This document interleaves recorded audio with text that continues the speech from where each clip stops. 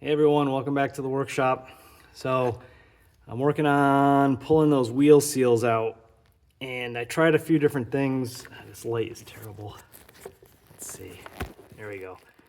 So I tried my regular old seal puller, and that was starting to bend a little bit. That was a little tough to get out.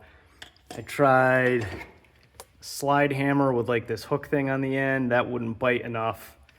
So I have an internal puller that's working.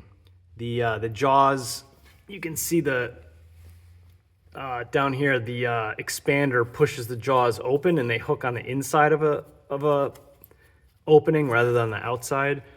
And you got the legs here that hold it up, and then you just crank on it. So that's working for me.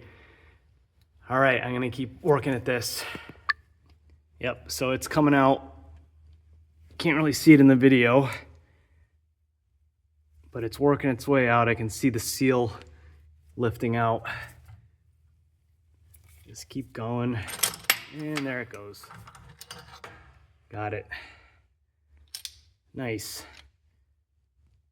Yay, that thing came in handy.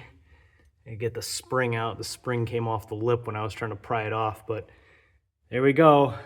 Hoping that the new ones are correct. All right, till next time.